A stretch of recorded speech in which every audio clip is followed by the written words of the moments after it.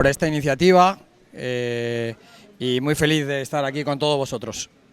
Il dit comme ça que il sorti en Espagne et c'est club Levante et c'est pour la première fois qu'on club espagnol de première division qui rentre en Haïti. Donc lui là, grâce avec moi-même pour l'invitation que moi fais à travers l'Académie FC en Haïti. Ok, on a une question? Bueno, ¿qué queréis hacer aquí? O sea, ¿a qué venís?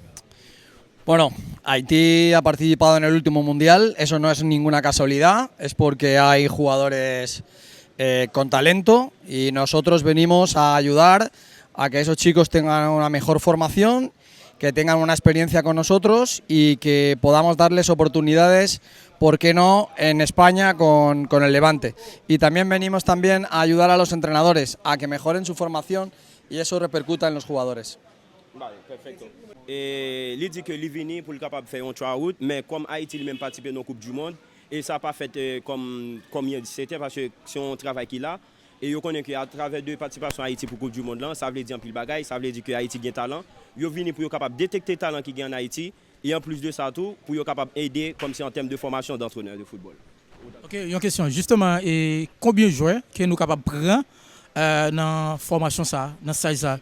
Vale, ¿Y qué critérios? Vale, me han preguntado cuántos jugadores pueden coger en las pruebas y cuáles son los criterios.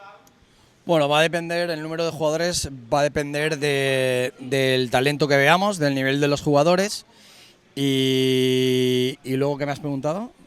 ¿Perdona? Los criterios. Los criterios fundamentalmente serán ver los jugadores, ver el perfil que tienen y en función de las cualidades vemos si tenemos necesidad de que algún chico con un perfil determinado en una posición determinada pueda tener esa oportunidad con nosotros, de formarse, de estar en nuestro programa internacional en Valencia, España. Podremos hacer algo grande por los jóvenes de Haití.